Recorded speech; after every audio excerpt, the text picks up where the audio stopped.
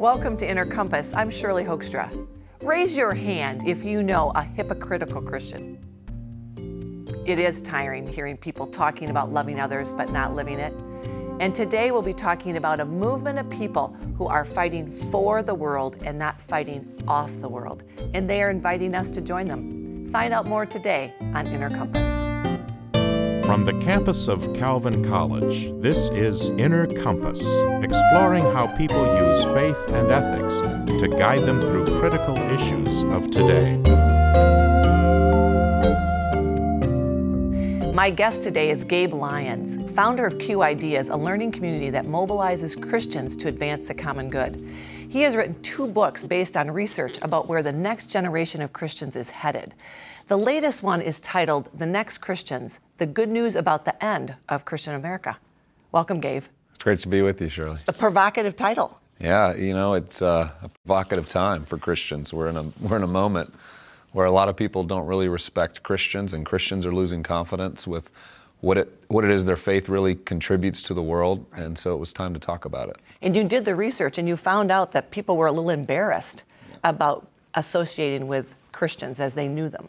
Yeah, we researched for our first book, Unchristian, 16 to 29-year-olds, and the responses from what people outside the faith were saying about Christianity, that they were anti-homosexual, 9 out of 10. This is the first perception they have of Christians, that they're judgmental, that they're too political. 3 out of 4 just thought Christians were too political and only cared about proselytizing and getting them converted to their faith. So that's the environment that most Christians are walking into in our current day culture, and it's quite challenging. So David Kinnaman, who was also on our show, just talked about what they perceived as inauthenticity. Yeah. People were not real, and yet they claimed to be real. There was sort of a hypocritical edge. Yeah, there's no doubt people in today's climate and culture want people to be real. And so it's time to move the conversation forward, and that's what I was excited about with this new project, was saying, you know, it's fine to recognize where we've gone wrong, kind of hold the mirror up and say, man, we've got some challenges. But I've been so hopeful as I've looked at the next generation and seeing how they're applying their faith to the world and really dispelling all those perceptions by living entirely different, focused on really the ways of Jesus and how they apply in the modern world. And it's been really exciting. You talk about people wanting to be restorers. Well, in contrast to what I think we've seen a lot of in Christians is this idea of being separatist, right? People who just, as Christians, feel like the world's so broken, so fallen, or there's so much sin and evil that the only way to participate in the world is really to just remove ourselves from most of culture. And be safer. Yeah, be homogenous. Spend time with those who think like us, talk like us, look like us, and protect ourselves from culture. And yet that's not what Jesus does. And this idea of being restorers, I think, really beautifully captures exactly the mentality of this generation that's saying, look, we understand there's brokenness in the world, but we're supposed to be a part of challenging that, of changing that, of restoring it, of having a vision of how things ought to be, and then being the ones that are going to work towards what it might look like to renew those things and to make all things new, something we see Jesus talking quite a lot about in the New Testament when he describes his kingdom that was going to be a little different than a worldly kingdom. And so when we make all things new, it means being involved in your city or look around you. You talk about, hey, just look around and what's awry, and then try to do something about it. Right. So you are confronted many times with things that are broken, and you don't even have to go looking very far. I mean, I think of in my wife and I's life, you know, we had our firstborn child almost 11 years ago, and he was born with Down syndrome, and this wasn't something we were expecting. Right. Didn't know much about it, but the more we read about Down syndrome, when he was about 1 year old, it became clear to me that 92% of these children are terminated. Yeah, that was an amazing figure. Yeah, when a parent finds out, you know, most of our culture is angling towards, you know, termination. And it's not, again, to try to say that the culture's corrupt as much as insurance companies just don't want to spend the money. Doctors don't want to get sued because they didn't tell a parent the full truth about it. But we realized the true story wasn't being told about how amazing these people are in our lives.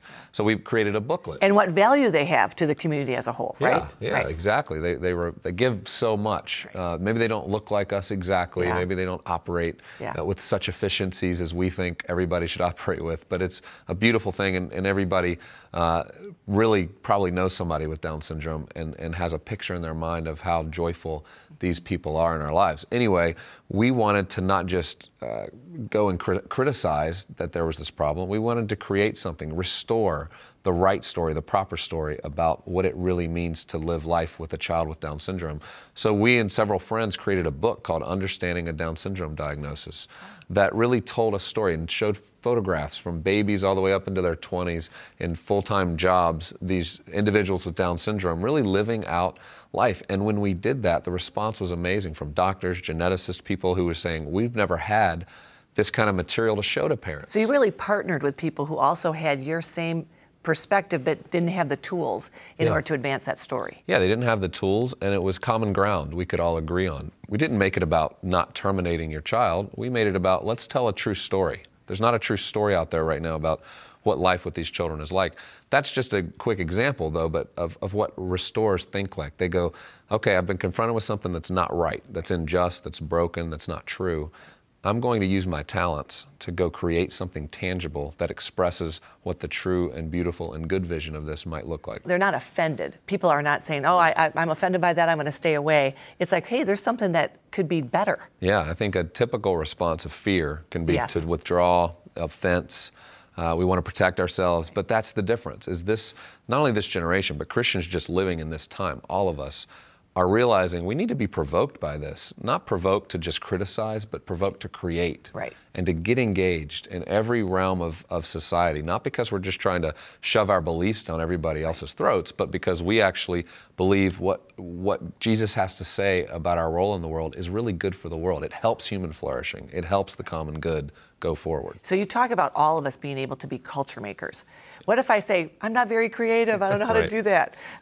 But it is accessible to everybody. What examples do you have of culture makers? Yeah, culture makers, you know, is a term that is a little bit lofty. And I think if we just think of it simply as when you create culture, it's any good you could create. You know, it's a book, it's a movie, it's music. It might be a new business. It might be a new way you're teaching your children something that they're trying to learn. A daycare center. It could be a daycare center. It could be a website. It could be a campaign. Right.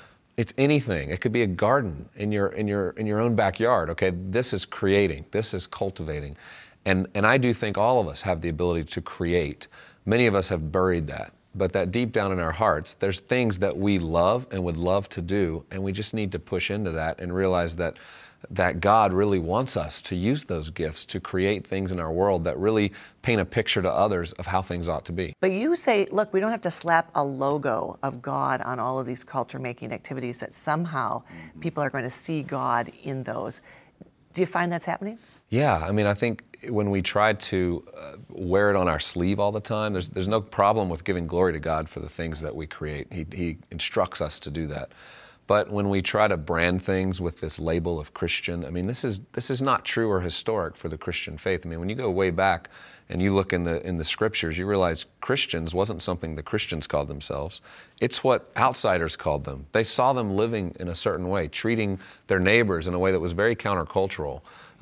Giving back to their communities, serving people that they probably anybody else would have rebelled against. And they looked at these people and said, these are little Christ. These are people that are living like Jesus.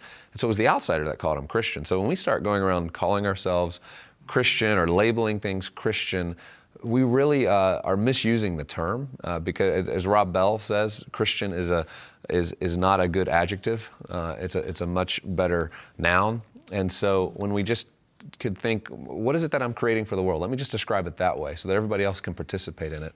I think it invites people to be a part of it versus excluding them. I think it was Tim Keller, as you wrote, said, Christianity will not be attractive enough to win influence except through sacrificial service to all people, regardless of their beliefs. That's an inclusive statement. Yes. But it also takes a lot of courage to do that, because you could be mocked, you could be rejected. How do you live that out? Tim's in New York City, where I live, and it's a context that demands this. I mean, you're living alongside people with very different beliefs than what you may have. I think the population there of evangelicals is somewhere around 3%. Small. Yeah, it's very small.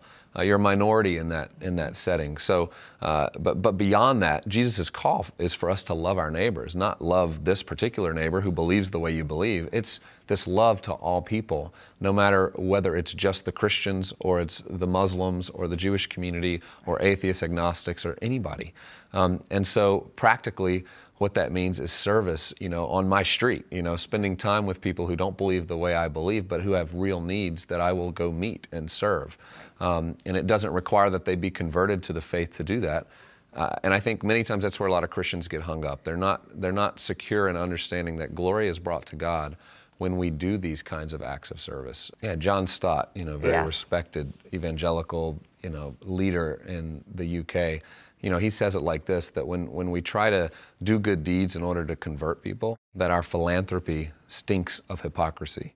I think people feel it. I think they recognize that there's some bait and switch maybe going on. And a lot of it's just this hyper need for us because we really do want people to know Jesus. So there's this need to get it out there, thinking that we can control somebody being converted. I think I was really freed up when I really read 2 Timothy 2:24-25.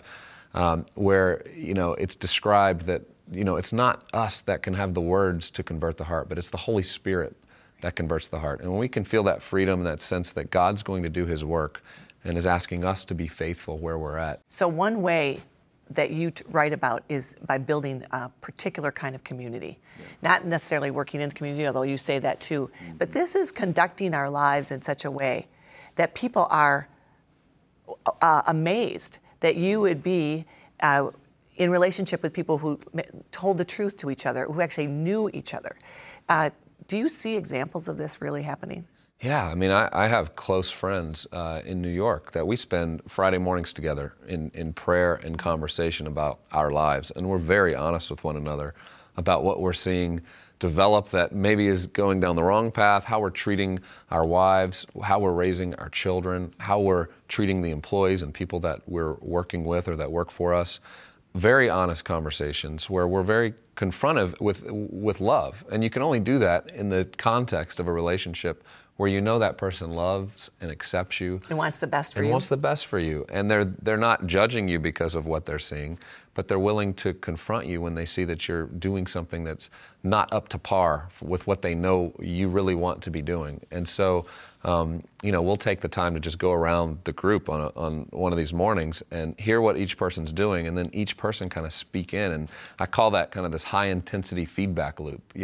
Most people don't have that. We don't want it because, who wants to be told you're being selfish here, or you actually shouldn't be treating your spouse this way? I think you're missing her whole perspective, and that's not easy to hear, but how much better we become when we invite that kind of real input. And I think in a culture today where we're getting more and more used to social networking and friendships that exist a little bit removed from in-person, looking you in the eye conversations, it's going to be more and more difficult. So we actually need to work harder to be intentional to have that kind of friendship. So how do you find it?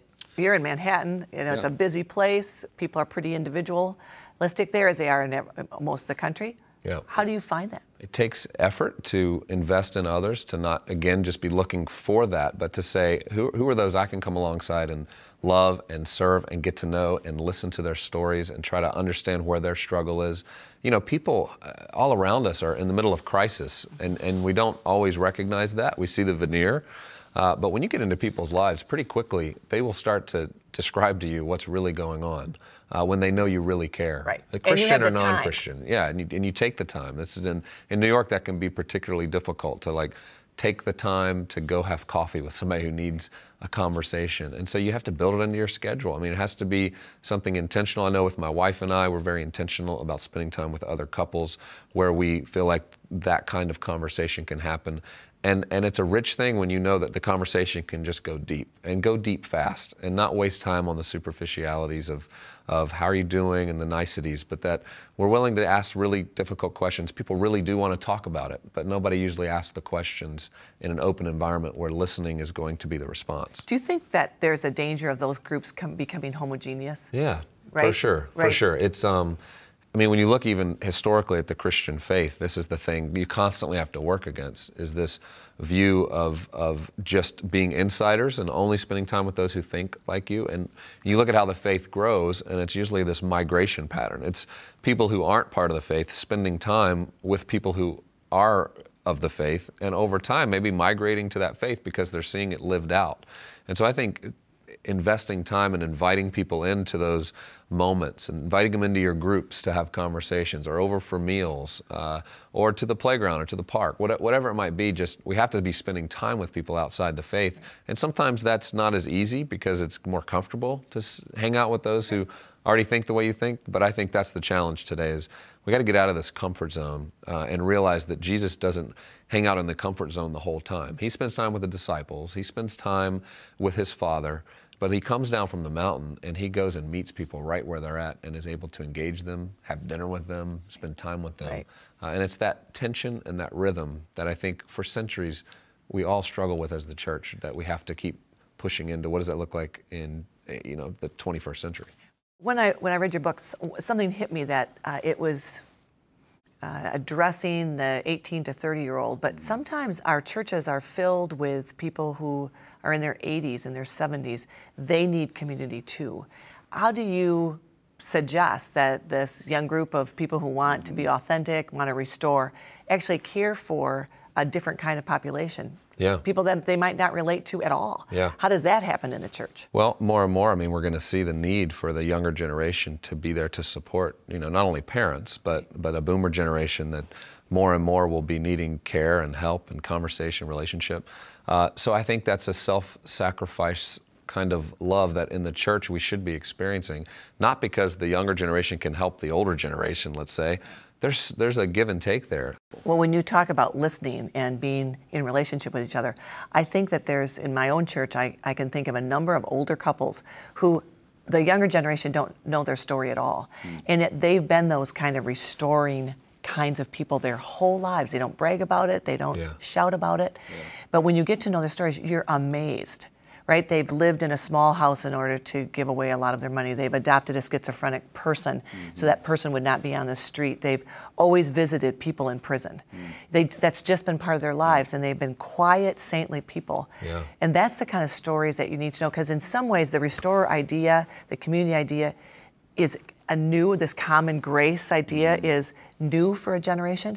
But a lot of people have been practicing that for a while, but it's not been heard. Yeah, and I think it's important to say that this isn't just something new. It's not a new development in the faith. It's really rediscovering what has been true of the Christian for centuries, that they do understand this calling that they have to be contributing to the common good of civilization and building everything from hospitals to schools to ways for people to start to connect with one another in a community and thinking about civic life. I mean, these have always been true of Christians who understood what it really meant. But we find in the last probably 100 years a lot of loss on that front, that Christians just forgot some of those responsibilities and we focused only on conversion. And I think that's what's being recovered. And for pastors, leaders in churches to be the ones to tell the stories of this generation that maybe they're not going to tell about themselves, but to have that affirmed will come from leadership within the church saying, look, this isn't anything new. Right. Let's go recognize where we've seen this happening within our community, platform that, interview them on the stage, and tell us your story. And that kind of effort, I think, will only propel the next generation to realize there's a rootedness to this. It's not just about the latest social cause or fad, but this is true of what it means to be a Christian. Because the social cause or fad is like the Red campaign. I mean, there's something about this being a cool thing to do. So how do you make sure that you're not just being cool in this whole movement? Well, and that's the real danger is when you're just doing good because you want to do good. Great things can happen from that. But there could be a cause fatigue that I think we'll experience culturally of people just saying, okay, I'm done with this bracelet. I'm kind of done with the $10 text I just did. I want something more there. And I think the Christian story is the story that roots this, that says, look, true transformation in the world that's lasting and long-lasting will come through the power of Christ and His ability to really transform hearts. The motivation is to express the kingdom, to do that. And some people are doing that, not realizing they're doing it and not ever claiming to be Christian, but doing a lot of good in the world. And I think that's where we see common grace. That's where we see the image of God trying to break through and be reflected in somebody's life. We should affirm that.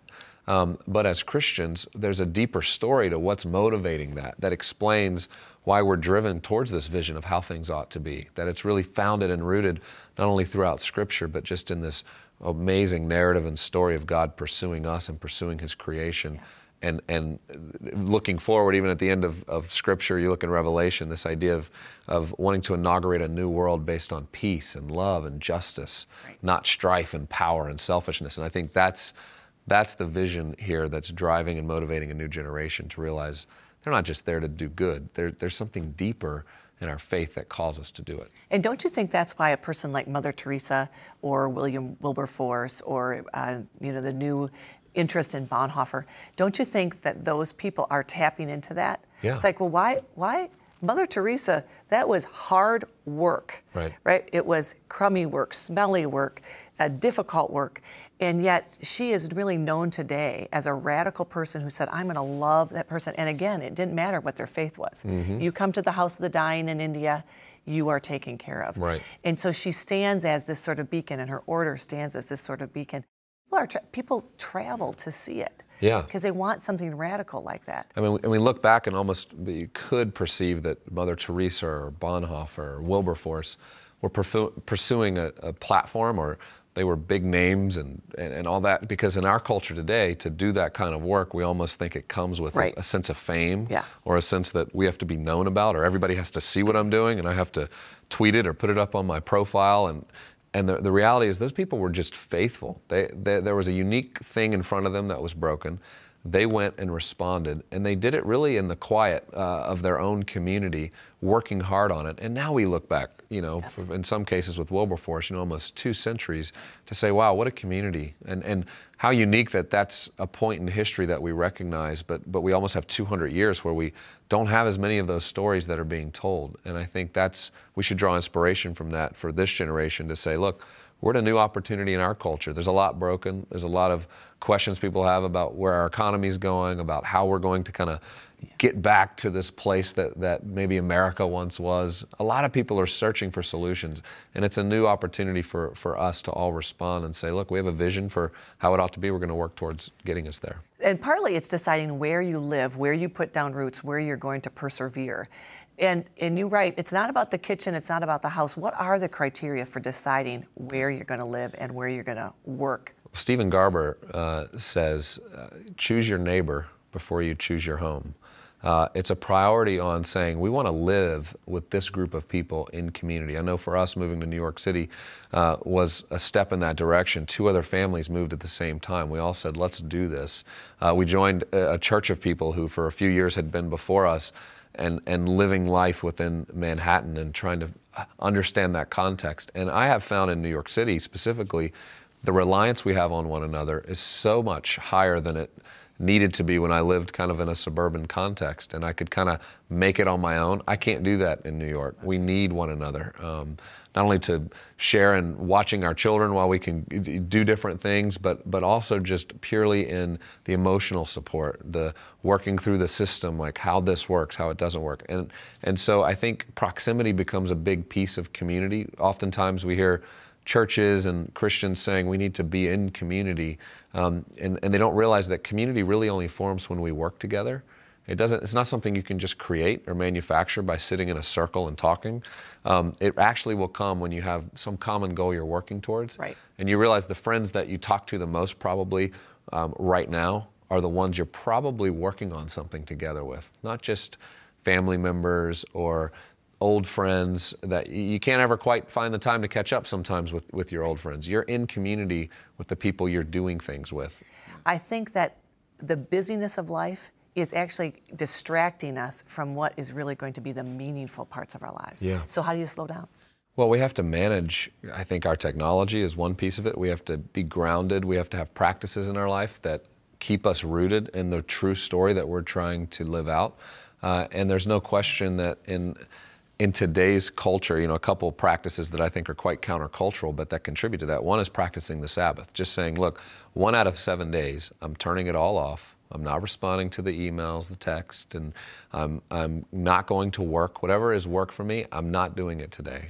I'm saying no to the world in defiance to say, you don't control me. I'm not about what I can produce. That's not where my value comes from. It comes from God. And I'm going to rest in that, and I'm going to enjoy this wonderful creation. When we take just that little step, it's amazing what more you probably will accomplish, because not only you're refreshed, you're restored yourself as you try to go out and restore the world. But it's also very countercultural. I mean, people wonder, that's odd. Why are you doing that? I don't know anybody who does that today. You're supposed to keep working to get ahead. You got to work hard. So that's one practice. The other one would be managing technology. I think for a new generation and for all of us, now technology is so interwoven into human relationships that we could let it kind of overcome us, and we could almost commodify friendship and relationship, or not ever be present with people. So instead of you and I sitting here looking each other in the eyes to talk, I'm trying to text, or I'm on my phone, or trying to answer the phone, and I'm not fully present. And we make the mistake, as Shane Hips talks about in a book called Flickering Pixels. He says, look, when we try to do 2 things at once, we think we're being 200% effective. The reality is we're being 50% present in the one thing and 50% in the other. We're not fully embodied. I think this generation, I think all of us, if we can learn to live an embodied life where people can count on us to turn the phone off and put it down and enter into real conversation, that's countercultural. That's what it means to be human. And people are going to need people to remind them of what it really means to be human in this current digital age that we're living in. It means you're valuable to me. Yeah. And I'll put my things aside for you. Right. That's right. It's radical. Yep. My guest today has been Gabe Lyons, founder of the Q Ideas, a learning community that mobilizes Christians to advance the common good. He has also written the book, Next Christians, the good news about the end of Christian America. I'm Shirley Hoekstra, and thank you for watching Inner Compass.